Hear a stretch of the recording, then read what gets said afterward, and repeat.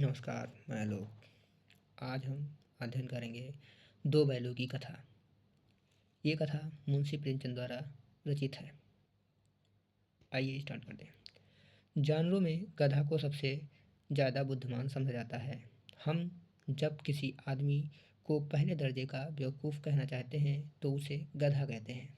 गधा सचमुच बेवकूफ़ है या उसके सीधेपन, उसकी निरपराध सहिष्णुता ने उसे यह पदवी दे दी है, इसका निश्चय नहीं किया जा सकता।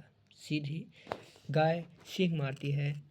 ब्याही हुई गाय तो अनायास जो बच्चा दे देती है वो गाय अनायास ही सिंघनी का रूप धारण कर लेती है। कुत्ता भी बहुत गरीब जानवर है, लेकिन कभी कभी उससे भी क्रोध आ ही जाता है। किंतु गधे को कभी क्रोध नहीं करते सुना न देखा। जितना चाहो गरीब को मारो, चाहे जैसी खराब सड़ी हुई घास सामने डाल दी, उसे के चेहरे पर कभी असंतोष की छाया नहीं दिखाई देती।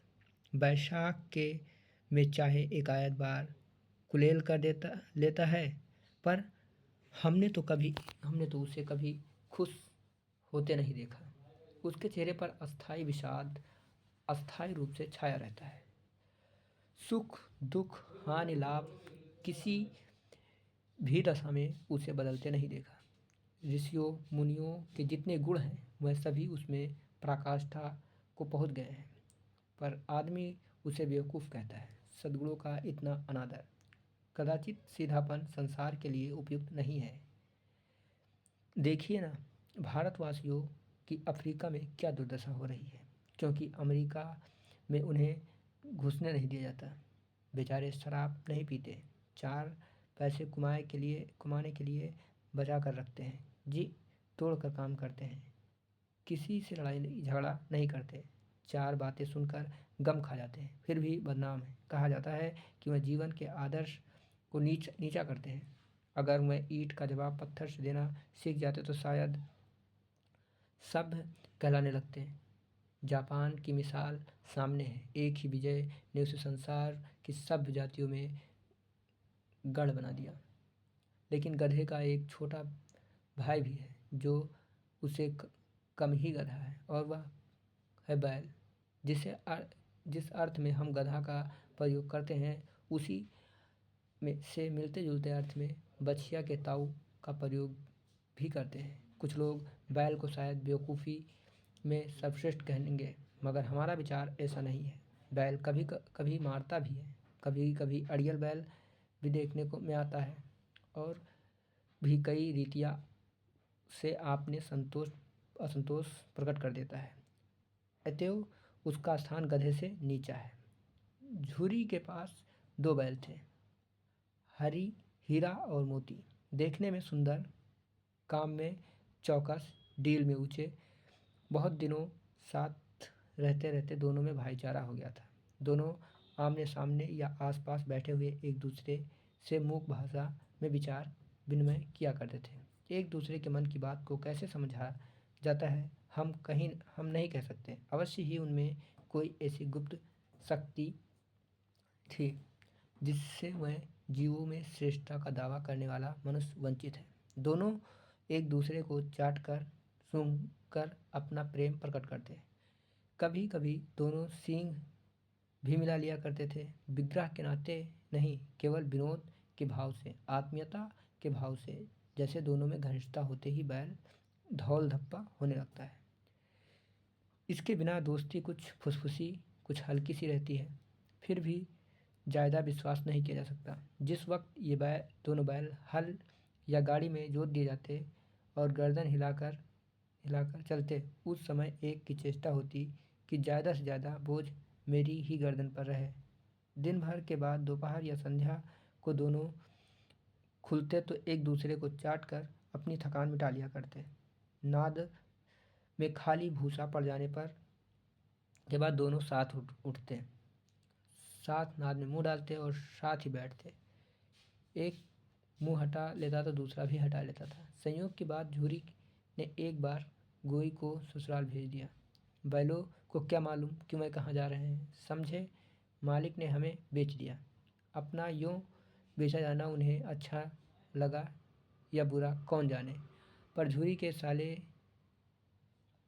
गया को घर तक गोई ले जाने में दांतों पसीना आ गया। पीछे से हाँकता तो दोनों दाएं भागते, पगिया पहना कर पकड़ कर आगे से खींचता तो दोनों पीछे की ओर जाते, मारता तो सींगें नीची करके हुंकारते। अगर ईश्वर ने उन्हें बाड़ी दी होती तो झूरी से पूछते कि तुम हम गरीबों से को क्यों निकाल रहे हो? हमने तुम्हारी सेवा करने से कोई कसर नहीं उठा रखी। अगर इतनी मेहनत से काम न चलता तो और काम लेते। हमें तुम्हारी चाकरी में मर जाना कबूल था। हमने कभी दाने चारे की शिकायत नहीं की। तुमने जो कुछ खिलाया वह सिर झुकाकर खा लिया। फिर तुमने हमें इस जालिम के हाथ क्यों बेच दिया? संध्या समय दोनों बैल नए स्थान पर पहुँचे। दिन भर के भूखे थे, लेकिन जब नाद में लगाए गए तो एक ने भी उसमें मुंह नहीं डाला। दिल भारी हो रहा था। जिसे उन्होंने अपना घर समझ रखा था वह आज उनके लिए छूट गया। यह नया नया गांव, नए आदमी उन्हें बेगाने से लगते थे। दोनों ने अपनी मूक भाषा में सलाह की, एक दूसरे की कनकिया से देखा और लेट गए। जब सुबह में सोता पड़ गया तो दोनों जोर मारकर पगड़ा तुड़ा डाले, जो रस्सी बांधी हुई थी उसको तोड़ लिया और घर की तरफ चले। पगहे बहुत मजबूत थे, अनुमान ना हो सकता था कि कोई बैल उन्हें तोड़ भागेगा। इन दोनों में यह समय दूनी शक्ति आ गई थी। एक एक झटके में रस्सियाँ टूट गई। झूरी प्रातःकाल सोकर उठा तो देखा कि दोनों बैल चरनी पर नादे पर खड़े हैं। दोनों की गर्दनों में आधा आधा गराव लटक रहा था। घुटने तक पाँव में कीचड़ भरे थे। दोनों की आंखों में विद्रोह में स्नेह झलक रहा था। झूरी बैलों को देखकर स्नेह से गदगद हो गया, दौड़कर उन्हें गले लगा लिया। प्रेमालिंगन और चुंबन का वह दृश्य बड़ा ही मनोहर था। घर और गांव के लड़के जमा हो गए और तालियां बजाकर उनका स्वागत करने लगे। गांव के इतिहास में यह घटना अभूतपूर्व न होने पर भी महत्वपूर्ण थी। बाल सभा ने निश्चय किया कि दोनों पशु वीरों का अभिनंदन पत्र देना चाहिए। कोई अपने घर से रोटियां लाया तो कोई गुड़, तो कोई चोकर, कोई भूसी। एक बालक कहा, ऐसे बैल किसी के पास ना होंगे। दूसरे ने समर्थन किया, इतनी दूर से दोनों अकेले चले आए। तीसरा बोला, बैल नहीं है, मैं उस जन्म के आदमी हैं। उसका प्रतिवाद करने का भी किसी को साहस ना हुआ। झूरी की स्त्री बैलों के द्वार पर खड़ा देखा तो जल उठी। बोली, कैसे नमक हराम बैल हैं कि एक दिन वहाँ काम न किया, भाग खड़े हुए। झूरी अपने बैलों पर यह आक्षेप न सुन सका। नमक हराम क्यों है?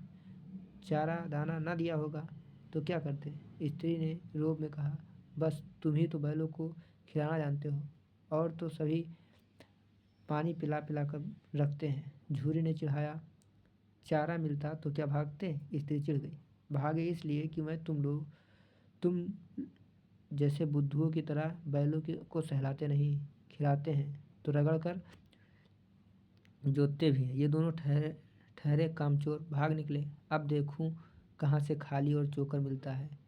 सूखे भूसे के सिवा कुछ न दूंगी, खाएंगे चाहे न मरे। वही हुआ।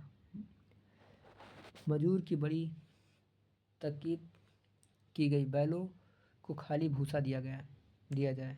बैलों ने नाद में मुंह डाला तो फीका फीका, ना कोई चिकनाहट ना कोई रस। क्या खाएं? आशा भरी आंखों से द्वार की ओर ताकने लगे। झूरी ने मजूर से कहा, थोड़ी सी खली क्यों नहीं डाल देता वे? मालकिन मुझे मार डालेगी। चुरा कर डाला ना दादा, पीछे से तुम भी उन्हीं से कहोगे। दूसरे दिन झूरी का साला फिर आया और बैलों को ले चला। अब की उसने दोनों को गाड़ी में जोता। दो चार बार मोती ने गाड़ी को खाई में गिराना चाहा, पर हीरा ने संभाल लिया। वह ज़्यादा सहनशील था। संध्या समय घर पहुँचे। दोनों ने मोटी रस्सियों में बांधा और कल की शरारत पर मदद चखाया, फिर वही सूखा भूसा डाल दिया। अपने दोनों बैलों की खाल, खली, चूनी सब कुछ दी। दोनों बैलों ऐसा अपमान कभी न हुआ था। झूरी ने उन्हें फूल की झड़ी छड़ी से भी छूता था। उनकी टिटकार पर दोनों उड़ने लगते थे। यहाँ मार पड़ी, आहत सम्मान की व्यथा तो थी ही, उस पर मिला सूखा भूसा। नाक की तरफ आंखें तक न उठाई। दूसरे दिन गया ने बैलों को हल में जोता, पर दोनों ने जैसे पाँव न उठाने की कसम खा ली थी। वह मारते मारते थक गया, पर दोनों ने पाँव न उठाया। एक बार जब उस निर्दयी ने हीरा पर की नाक पर खूब डंडे जमाए तो मोती को गुस्सा काबू न से बाहर हो गया। हल लेकर भागा। हल, रस्सी, जुआ जोत सब टूट टाट कर बराबर हो गया। गले में बड़ी बड़ी रस्सियाँ ना होती तो पकड़ पकड़ाई में ना आते। हीरा ने मूक भाषा में कहा, भागना व्यर्थ है। मोती ने उत्तर दिया, तुम्हारी तो इसने जान ही ले ली थी। अब की बार मार पड़ेगी। बैलों पकड़ने दो। बैल का जन्म लिया है तो मार कहाँ से कहाँ तक बचेंगे। गया दोनों गया 2 आदमियों के साथ दौड़ा आ रहा था। दोनों के हाथ में लाठियाँ थी। मोती बोला, कहो तो दिखा दूं मजा। मैं भी लाठी लेकर आ रहा है। हीरा ने समझाया, नहीं भाई, खड़े हो जाओ। मुझे मारेगा तो मैं 1-2 को गिरा दूंगा। नहीं, हमारी जाति का धर्म नहीं है, यह धर्म नहीं है। मोती दिल में ऐंठ कर रह गया। आ पहुंचा। दोनों ने पकड़ कर ले चला। कुशल हुई कि उसने इस वक्त मारपीट न की, नहीं तो मोती पलट पड़ता।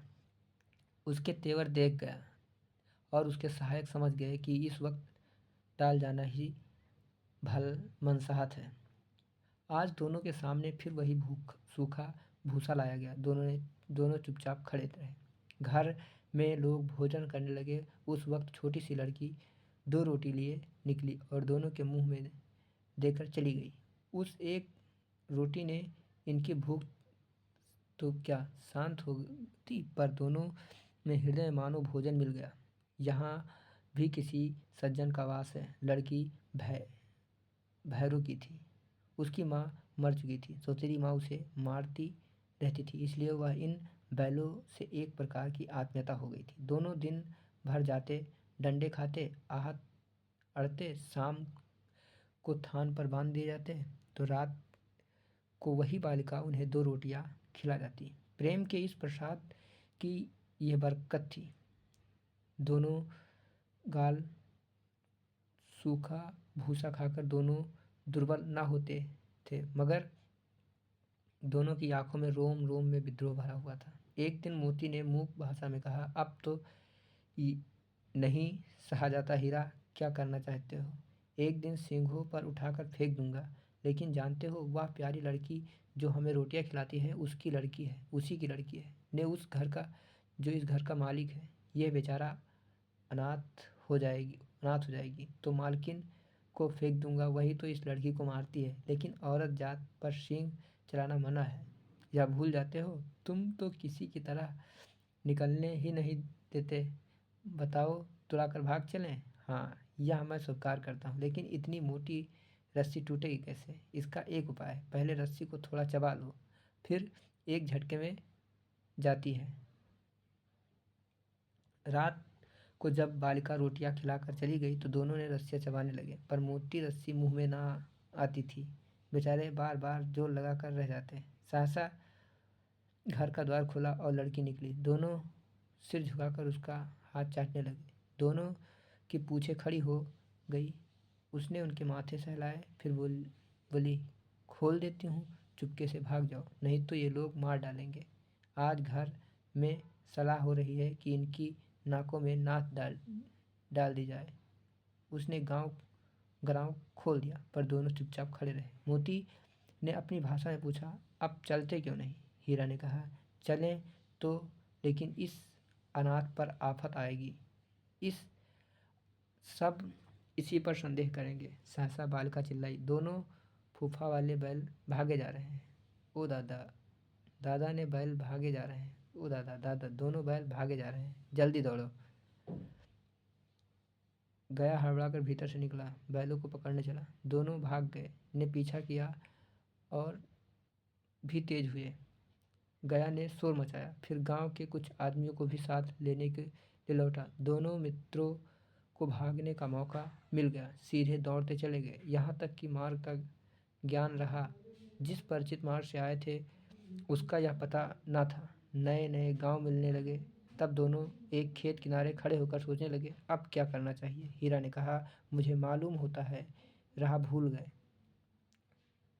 तुम भी बेहताश भागो, वहीं से मार गिराना है, वहीं उसे मार गिराना है। उसे मार गिराते तो दुनिया क्या कहती, वह अपने धर्म छोड़ देते, लेकिन हम अपना धर्म क्यों छोड़ें। दोनों भूख से व्याकुल हो रहे थे। खेत में मटर खड़ी थी, चरने लगे। रह रह कर आहट लेते रहे, कोई आता तो नहीं। जब पेट भर गया तो दोनों ने आज़ादी का अनुभव किया, तो मस्त होकर उछलने कूदने लगे। पहले दोनों ने डकार ली, फिर सींग मिलाए और एक दूसरे को ठेकने लगे। मोती ने हीरा को उस कोई कदम पीछे हटा दिया कई कदम पीछे हटा दिया, यहाँ तक कि वह खाई में गिर गया। जब उसे भी क्रोध आ गया तो उसे भी क्रोध आ गया। संभल कर उठा और मोती से भिड़ गया। मोती ने देखा कि खेल में झगड़ा हुआ चाहता है तो किनारे हट गया। अरे यह क्या, कोई साड़ ढोकता चला आ रहा है। हाँ, साड़ ही है। वह हमें सामने पहुंचा। दोनों मित्र बगले झाँक रहे थे। साड़ पूछ पूरा हाथी था। उसे भीड़ जान से हाथ धोना था, लेकिन ना भिड़ने पर वह जान बचती नजर नहीं आती। इन्हीं की तरफ आ भी रहा था। कितनी भयंकर सूरत है। मोती ने मूक भाषा में कहा, बुरे फंसे, जान बचेगी, कोई उपाय सोचो। हीरा ने चिंतित स्वर में कहा, अपने घमंड में फूला हुआ है, अर्जी विनीत न सुनेगा। भाग क्यों नहीं चले, भागना कायरता है तो फिर यही मरो। बंदा तो 9 2 11 हो जाता है, और जो दौड़ाए। तो फिर कोई उपाय सोचो जल्द। उपाय यह है कि उस पर दोनों जने एक साथ चोट करें। मैं आगे से रगेड़ता हूँ, तुम पीछे से रगेड़ दो। दोहरी मार पड़ेगी तो भाग जा खड़ा होगा। मेरी और झपटे तुम बगल से उसे के पेट में सिंह घुसेड़ देना। जान जोखिम है, पर दूसरा उपाय नहीं। दोनों मित्र जान हथेली पर लेकर लपके। साड़ भी संगठित शत्रुओं से लड़ने का तजुर्बा न था। वह तो शत्रु से मल्लयुद्ध करने का आदी था। ज्यों ही हीरा पर झपटा, मोती ने पीछे से दौड़ाया। साड़ उसकी तरफ मुंह मुड़ा तो हीरा ने रगेड़ा रगेदा। साड़ चाहता था कि एक एक करके दोनों को गिरा ले, पर ये दोनों भी उस्ताद थे, उसे वह अवसर न देते। एक बार साड़ झल्लाकर हीरा का अंत कर देने के लिए चिल्ला चला तो मोती ने बगल में आकर उसके पेट में सींग भोंक दिया। साड़ क्रोध में आकर पीछे फिरा तो हीरा ने दूसरे पहलू से सींग चुभा दिया। अगर बेचारा जख्मी होकर भागा और दोनों मित्रों ने दूर तक उसका पीछा किया, यहाँ तक कि साड़ बेदम होकर गिर पड़ा। तब दोनों ने उसे छोड़ दिया। फिर मित्र जीत के नशे में झूमते चले जाते थे। मोती के सांकेतिक भाषा में कहा, मेरा जी चाहता था कि बच्चा को मार ही डालूं। हीरा ने तिरस्कार किया, गिरे हुए बैल पर सींग न चलाना चाहिए। जब यह सब ढोंग है, बैरों मतलब जो दुश्मन होते हैं, बैरी को ऐसा मारना चाहिए कि फिर ना उठे। अब घर कैसे पहुंचेंगे सोचो, पहले कुछ खा लें तो सोचें। सामने मटर का खेत था ही। मोती ने उसमें घुस गया। हीरा मना करता रहा, पर उसने एक न सुनी। अब दोनों 2 ही 4 ग्रास खाए थे कि आदमी लाठियां लेकर दौड़ पड़े। दोनों मित्रों को घेर लिया। हीरा तो मेड़ पर ही था, निकल गया। मोती सींचे हुए खेत में था। उसके खुर कीचड़ में धंसने लगे, ना भाग सका, पकड़ लिया गया। हीरा ने देखा सिंह की सगी संकट में है तो लौट पड़ा। फंसेंगे तो दोनों फंसेंगे। रखवालों ने भी उन्हें पकड़ लिया। प्रातःकाल दोनों मित्र कांजी हाउस में बंद कर दिए गए। दोनों मित्रों के जीवन में पहली बार ऐसा सवीका पड़ा था कि सारा दिन बीत गया और खाने का तिनका भी न मिला। समझ में न आता था कि यह कैसा स्वामी है। इसने तो गया भी फिर अच्छा था। यहाँ कई भैंसें थी, कई बकरियाँ थी, कई घोड़े थे, कई गधे थे और किसी के सामने चारा न था। सब जमीन पर मुर्दे की तरह पड़े थे। कई तो इतने कमज़ोर हो गए थे कि खड़े भी ना हो सकते थे। सारा दिन मित्र फाटक की ओर टकटकी लगाए रहते, पर कोई चारा ना लेकर आता दिखाई दिया। तब दोनों ने दीवार की नमकीन मिट्टी चाटनी शुरू की, पर इसमें ज़्यादा क्या तृप्ति होती। रात को जब कुछ भोजन ना मिला तो हीरा ने दिल में विद्रोह की ज्वाला धड़क उठी। मोती बोला, अब नहीं रहा जाता। मोती ने सिर लटकाए हुए जवाब दिया, मुझे तो मालूम होता है प्राण निकल रहे हैं। आओ दीवार तोड़ डालें। मुझसे तो अब कुछ नहीं होगा। बस इसी बूथ पर अड़ते थे, सारी अकड़ निकल गई। बाड़े की दीवार कच्ची थी, हीरा मजबूत तो था ही। अपने नुकीली सींग से दीवार में गड़ा दिए और जोर से मारा तो मिट्टी का एक चिप्पड़ निकल आया। फिर तो उसका साहस बढ़ा। उसने दौड़कर दीवार पर चोटें की और हर चोट में थोड़ी सी मिट्टी गिरने लगी। उसी समय कांजी हाउस का चौकीदार लालटेन लेकर जानवरों की हाजिरी लेने निकला। हीरा का उद्धड़पन देखकर उसमें कई डंडे रसीद किए और मोटी सी रस्सी में बांध दिया। मोती ने पकड़े पकड़े कहा, आखिर मार खाई, क्या मिला? अपने बूते पर जोर से मार दिया। ऐसा जोर मारना किस काम का? बंधन में पड़ गए। जोर तो मारता ही जाऊंगा, चाहे किसी बंधन में पड़ जाए। जान से हाथ धोना पड़ेगा, कुछ परवाह नहीं, यह तो मारना है। सोचो, दीवार खुद जाती तो कितनी जानें बच जाती। इतने भाई यहाँ बंद हैं, किसी की देह में जान नहीं है। 2-4 दिन यही हाल रहा तो मर जाएंगे।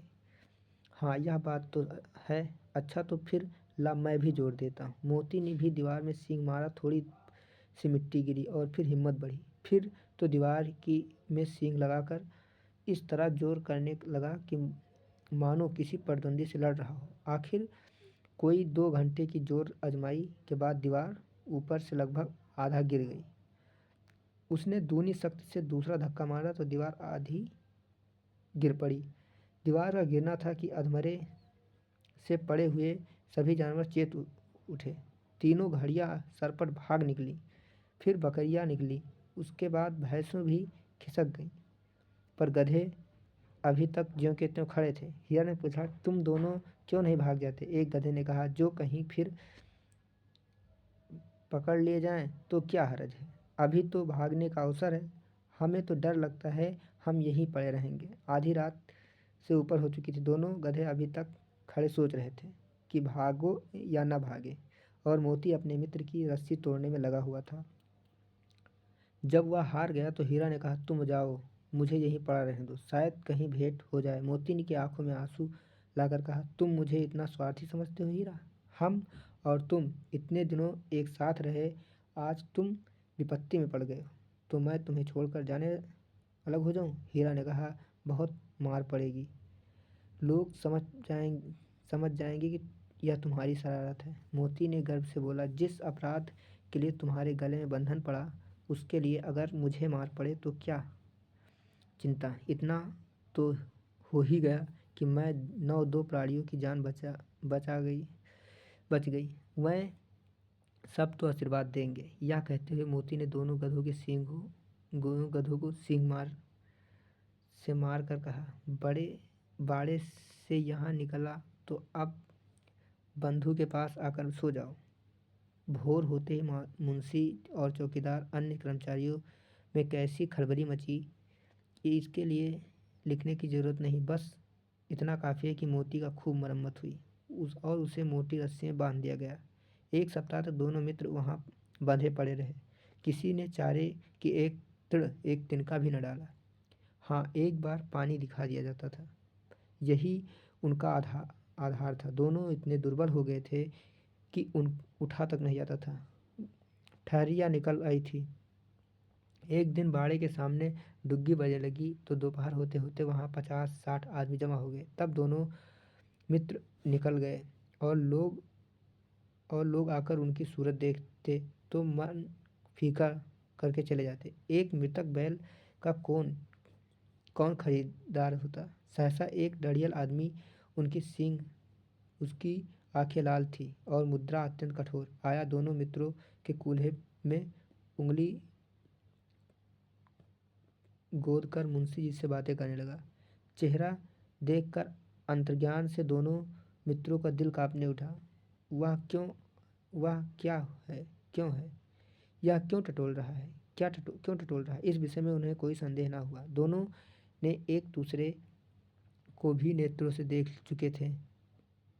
हीरा ने कहा, गया के घर से नाहक भागे, अब तो जान न बचेगी। मोती ने आश्चर्य भाव से उत्तर दिया, कहते हैं भगवान सबको ऊपर दया करते हैं, उन्हें हमारे ऊपर दया क्यों नहीं आती। भगवान के लिए हमारा जीना मरना दोनों बराबर है। चलो अच्छा ही है, कुछ दिन उसके पास तो रहेंगे। एक बार उस भगवान ने उस लड़की के रूप में हमें बचाया, क्या अब ना बचाएंगे। यह आदमी छुरी चलाएगा, देख लेना। यह तो चिंता, तो क्यों, क्या चिंता है। मांस, खाल, सींग, हड्डी सब किसी के काम आ जाएगी। नीलाम हो जाने के बाद दोनों मित्र उस दड़ियल के साथ चले। दोनों की बोटी बोटी काँप रही थी।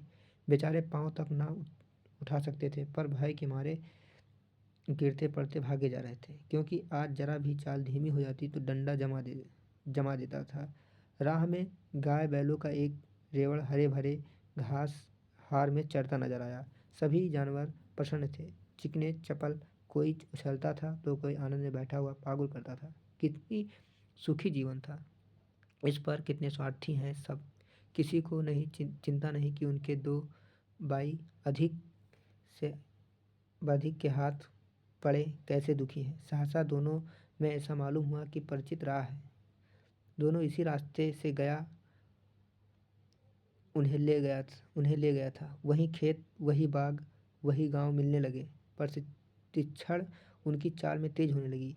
सारी थकान, सारी दुर्बलता गायब हो गई। आह, यह लो, अपना ही हार आ गया। इसी कुएं पे हम पुर चलाने आया करते थे, यही कुआं है। मोती ने कहा, हाँ, हमारा घर नज़दीक आ गया है। हीरा बोला, भगवान की दया है, मैं तो अब घर भागता हूँ। यह जाने देगा, इसे मैं मार गिराता हूँ। नहीं नहीं, दौड़कर थान तक चलो, वहाँ से आगे हम न जाएंगे। दोनों उन्मत्त होकर बछड़ों की भांति कुलकुले करते हुए घर की ओर दौड़े। वह हमारा थान है। दोनों दौड़कर अपने थान पर आए और खड़े हो गए। दड़ियल भी पीछे पीछे दौड़ा चला आता था। झूरी द्वार पर बैठा धूप खा रहा था। बैलों को देखते दौड़ पड़ा और बारी बारी से गले लगाने लगा। मित्रों की आंखों में आनंद और आंसू बह रहे थे। एक झूरी के हाथ चाट रहा था। दड़ियल ने जाकर बैलों की रस्सियाँ पकड़ ली। झूरी ने कहा, मेरे बैल हैं, तुम्हारे बैल कैसे हैं। मैं मवेशी से नीलाम लिए आता हूँ। मैं तो समझता हूँ चुरा लाए ले जाते हो, चुपके से चले जाओ। बैल मेरे बैल हैं, मैं बेचूंगा तो बिकेंगे। किसी के बैल मेरे बैल नीलाम करने का क्या अधिकार। जाकर थाने में रपट कर दूंगा। मेरा बैल है, इसका सबूत यह है कि मेरे द्वार पर खड़े हैं। दड़ियल झल्लाकर बैलों को जबरदस्ती पकड़कर ले जाने के लिए बढ़ा। उसी वक्त मोती ने सींग चलाया। दड़ियल पीछे हटा, मोती ने पीछा किया। दड़ियल भागा, मोती पीछे दौड़ा। गांव के बाहर निकल जाने पर वह रुका, पर खड़ा दड़ियल का रास्ता वह देख रहा था। दड़ियल दूर खड़ा धमकियाँ दे रहा था, गालियाँ निकाल रहा था, पत्थर फेंक रहा था, और मोती विजयी सूर की भांति उसका रास्ता रोक के खड़ा था। गांव के लोग यह तमाशा देखते और हंसते थे। जब दड़ियल हार कर चला गया तो मोती अकड़ता हुआ लौटा। हीरा ने कहा, मैं तो डर गया था कि कहीं तुम गुस्से में आकर मार ना बैठो। अब ना आएगा और तो दूर की खबर लूँगा। देखो कैसे ले जाता है, जो गोली मरवा दे। मर जाऊँगा पर उसके काम ना आऊँगा। हमारी जान को कोई न जान ही समझता, इसलिए हम इतने सीधे हैं। जरा देर से नादों की खाली भूसा चोकर और दाना भर दिया गया। दोनों मित्र खाने लगे। झूरी खड़ा दोनों को सहलाता रहा। वह इनसे लिपट गया। झूरी की पत्नी भी भीतर से दौड़ आई और उसने आकर दोनों बैलों के माथे चूम लिए। जय हिंद। वीडियो को सब्सक्राइब करें।